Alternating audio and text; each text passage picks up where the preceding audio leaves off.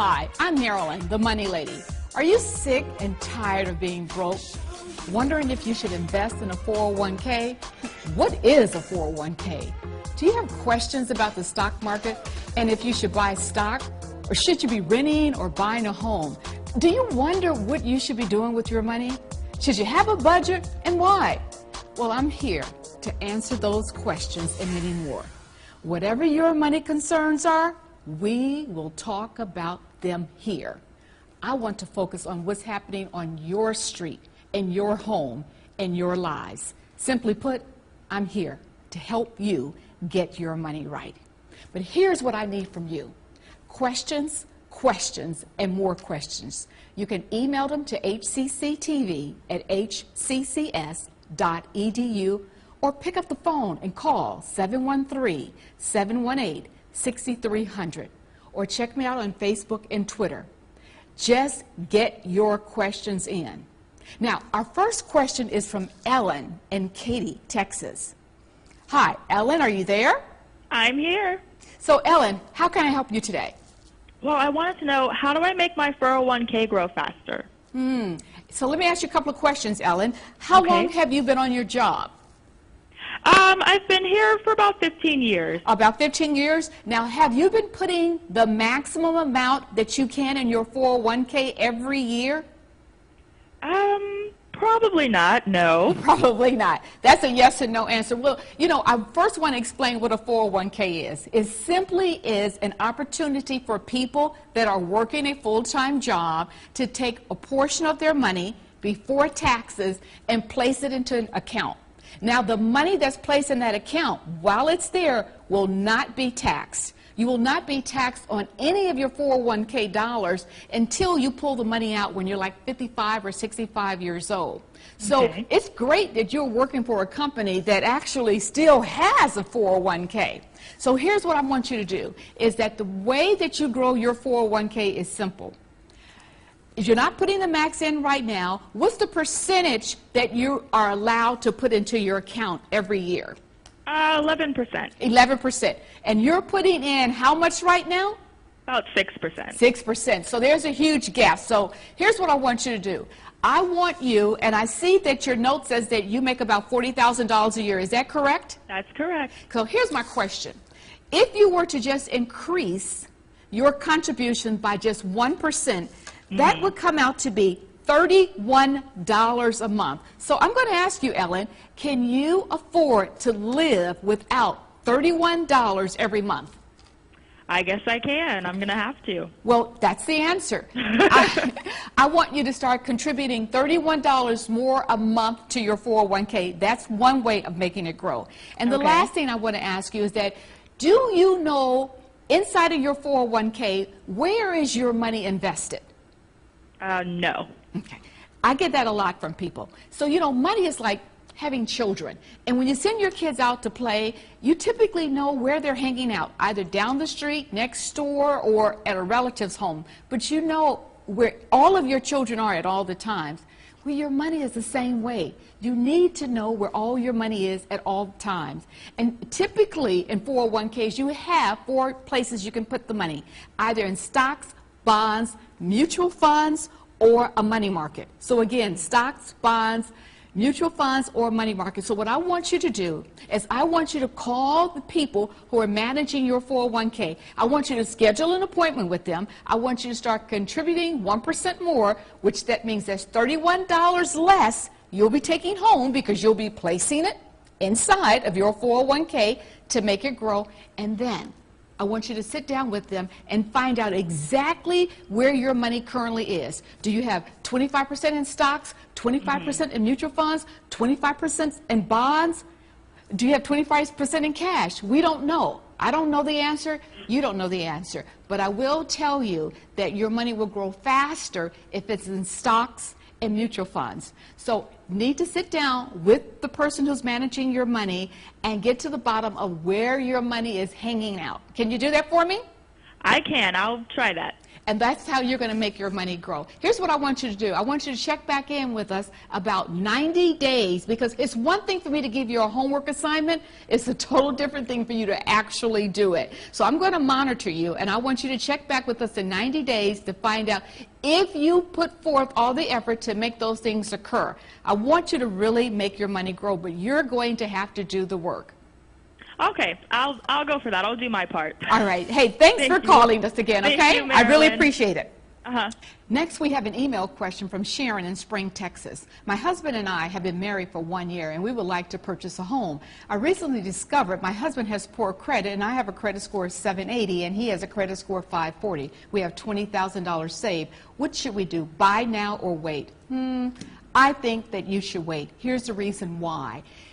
Your credit score is high, but the lender is going to look at his low score, which means you will have a higher interest rate, which means you will have a higher monthly payment for your home. It's great that you have cash, that's wonderful, but what I want you to do is spend time getting his credit score up higher so that both of you all can be looked at as great credit score individuals, get a low interest rate, which means you'll get a low monthly payment.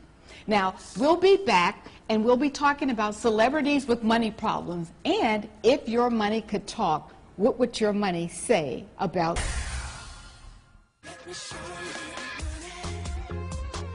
I'm Marilyn Logan. Welcome back to the Money Lady Show, where we help you get your money right. Our camera's on the street, and we want to know what your money questions are. How do you make up for lost time financially when you've made some unwise choices in your younger years? It's never too late. Start now, start today. Forgive yourself for the past and just move forward. Starting right now today by doing one or two things, and preferably both of them. The only way that you can increase your retirement account and money for the future is by either cutting your expenses or making more money. So cutting your expenses might mean looking at the house that you're living in, and you might need to move and live in less of a house. I mean, do we really need 4 bedrooms and 3 baths? Most people live in their bedroom and their bathrooms, and they visit their... Remember the old phrase, if these walls could talk? Well, we want to know, if your money could talk, what would it say about you? If your money could talk, what would your money say about you? If my money could talk, it would say, put me back in your wallet. And why? Because I'm a spender. I've always been a spender. I kind of believe in carpe diem, seize the day, and it's hard for me to save anything, to tell you the truth. Hi, Kitty. If your money could talk, what would your money say about you? That it's lonely and would like more. That it's just harder to come by. There's not as much as there used to be, and it's harder to get it when you have it and to keep it. Hey, Michelle, if your money could talk, what would your money say about you? You don't keep me around long enough to get to know you. Leaf, if your money could talk, what would your money say about you and why? Oh goodness, I have no idea what I would answer. What it would say about me? I think it would say that I'm a nice person. I mean, I give freely when it's to charities or something like that, and I use it wisely. So it would say that I'm a wise person. I'm good with my money. So. As you can see, money has a voice. Are we listening to what it has to say? What is your money saying about you? We want to know. So send us your If Your Money Could Talk videos to hcctv@hccs.edu. And remember, always start your videos with, if my money could talk.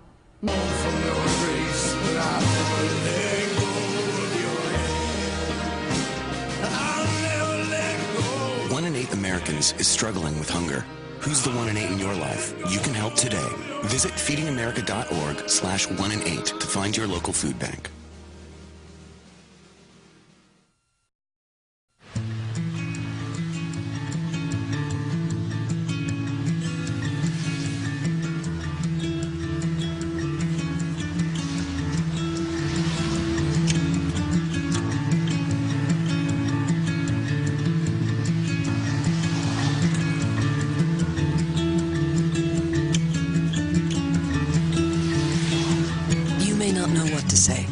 can help start the conversation. Learn more at supportyourvet.org.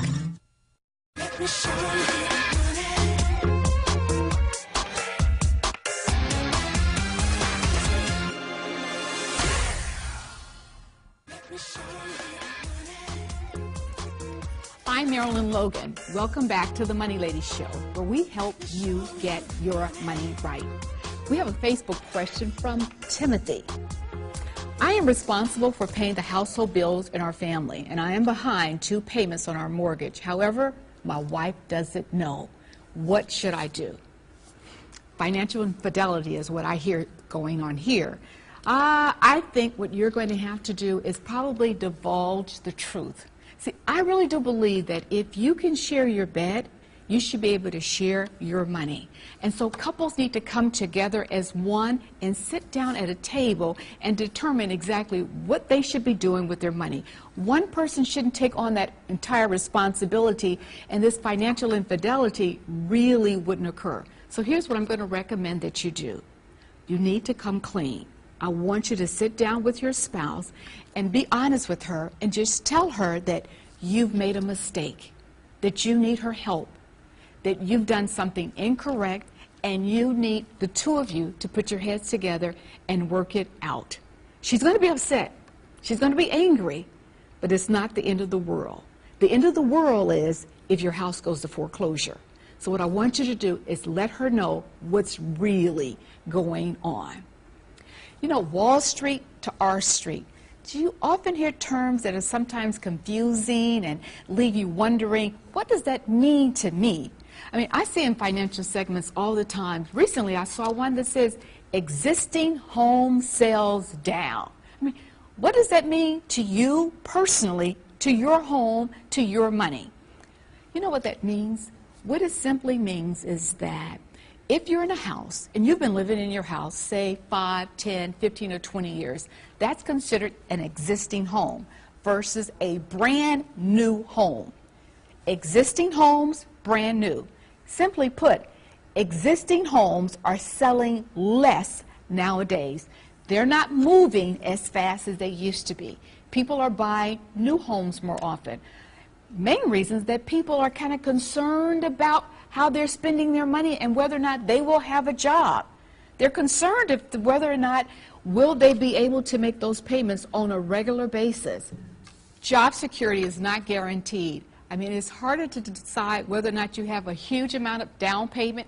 Before, you could buy a home with no money down. No longer. People now are having to put 20% down, coupled with having wonderful credit scores. 20% down, wonderful credit scores. There aren't that many people buying like they used to. You know, breaking down the Wall Street bull isn't so bad, but finding a way to save money in our households can prove to be very difficult. You know, what I often hear people say in money conversations is that I don't have money to save, and I'm afraid. I don't have enough money saved for an emergency. When I come back, you'll hear from a woman who took on a simple money saving